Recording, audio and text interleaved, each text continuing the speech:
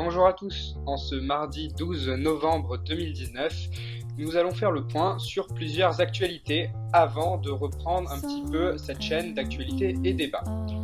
Tout d'abord, comme vous le savez, nous sommes dans un contexte de réforme, et particulièrement de réforme des retraites. L'exécutif se dit inquiet face à la propagation des foyers de tension.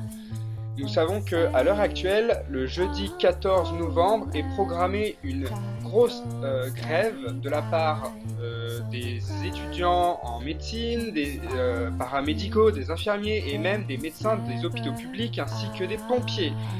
De grosses perturbations sont à prévoir et les prolongations de la grève ne sont pas encore connues. Il faut savoir aussi que dès le 5 décembre, une grève nationale dans les transports est à prévoir. Il est normal que l'exécutif s'inquiète de ces grèves. Effectivement, nous constatons une propagation qui commence dès le 14 novembre et qui risque de durer jusqu'à la fin de l'année. Le système social en France ne semble pas du tout faire l'unanimité et de nombreuses grèves sont prévues à travers le territoire. Si le système social ne semble pas faire l'unanimité, il faut se poser la question de l'utilité pour chacun et de l'utilité pour la collectivité.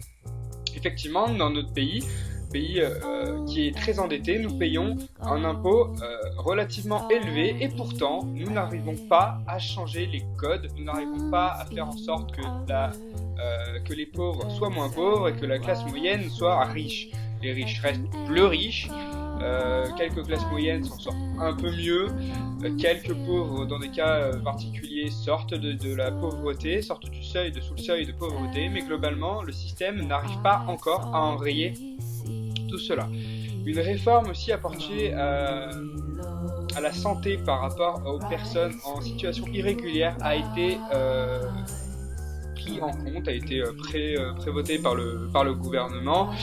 Son application ne sera certainement pas avant 2022. Il faudra pour une personne qui est en situation légale ou illégale sur le territoire attendre au moins 3 mois pour pouvoir bénéficier des soins gratuits sans prix à 100% par l'État dans les hôpitaux publics. Donc maintenant la réforme en 5 points. Déjà le premier point qui fait débat c'est l'âge de départ à la retraite. Ensuite c'est l'indexation mixte pour les pensions et les points comment est-ce qu'ils vont être indexés justement. Donc cette réforme s'étale sur tout le quinquennat, elle a commencé en 2017 et ne sera certainement pas appliquée avant 2022.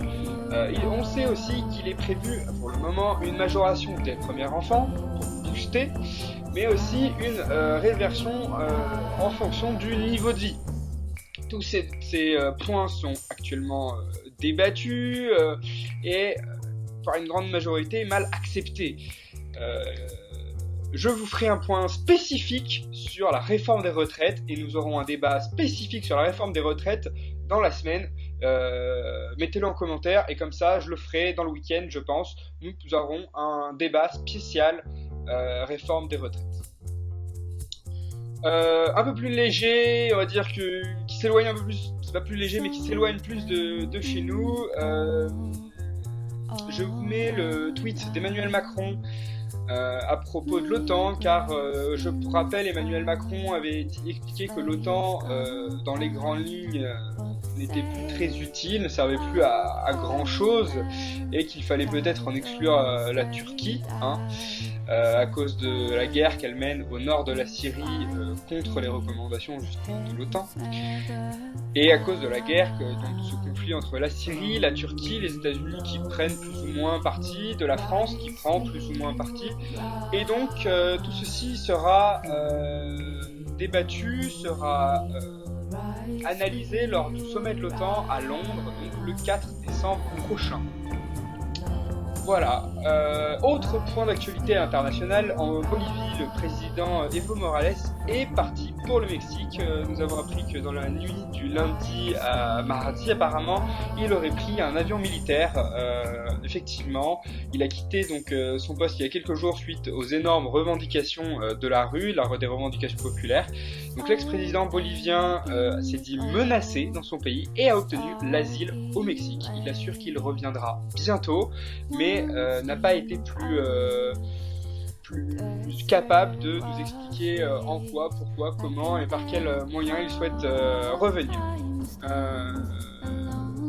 Est-ce que ça apportera plus de calme en Bolivie ou pas? Nous savons juste que l'armée a proposé à la police d'intervenir pour participer à maintenir le calme, en sachant que les autorités encore en place en Bolivie ne cessent les appels au calme, car ce pays qui est touché par le trafic de drogue, la pauvreté, et maintenant la perte de son président et à de nombreuses corruptions des institutions est effectivement en proie à rester en friche, en proie à devenir à nouveau une dictature militaire, ce qui serait à éviter.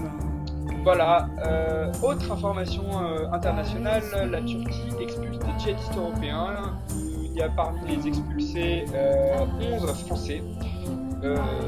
À vous de me répondre, quelle solution, qu'en faire, quel est l'idéal, que faire de djihadistes à l'étranger qui sont détenus par des entités étrangères, des entités alliées, je ne dis pas amis, la Turquie est un allié, notamment à travers l'OTAN, ce ne sont pas pour autant des amis, il faudra distinguer en géopolitique, mais que faire des djihadistes qui sont expulsés par nos alliés? Est-ce qu'on doit les récupérer, les laisser? Je vous laisse en débattre et trouver des solutions et en débattre comme vous avez pu le voir et vous verrez dans la prochaine vidéo. Voilà, sinon petit rapport sur le séisme de Montélimar qui a eu lieu hier, séisme de magnitude supérieure à 5 qui aurait été ressenti jusqu'à Lyon, Saint-Étienne ou Montpellier. Des témoins plus proches affirment n'avoir rien senti. Il est possible qu'en fait le séisme ait eu lieu spécifiquement autour de la vallée du Rhône.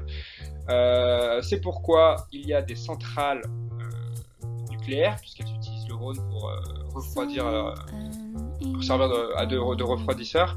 Et actuellement, 3 centrales sont à l'arrêt, non pas à cause du séisme directement, mais pour vérifier que le séisme n'a pas eu d'impact significatif sur leur bon fonctionnement. Voilà, c'est tout pour aujourd'hui. Je vous propose de débattre de chacun des points, de donner vos avis sur chacun des sujets d'actualité abordés, sachant que nous ferons un dossier spécial, une vidéo spéciale sur la réforme des retraites très prochainement, pour que vous puissiez d'abord la détailler et ensuite vous demander votre avis. Voilà, concernant le départ du président bolivien, qu'en pensez-vous? Est-ce une bonne idée? Donner le pouvoir à l'armée, est-ce une bonne idée? Concernant l'OTAN, que faire? Quelle position doit adopter la France dans l'OTAN? Que faire de la Turquie? Que faire des djihadistes qui ont été expulsés par les Turcs? Et enfin, concernant les séismes de Montélimar, dernière question, que pensez-vous du nucléaire en France? Peut-on l'arrêter complètement? Doit-on l'arrêter complètement? Je vous laisse répondre de la manière la plus philosophique possible et la plus efficace possible. Voilà, je vous dis pour tout ça et merci beaucoup, je vous souhaite à demain.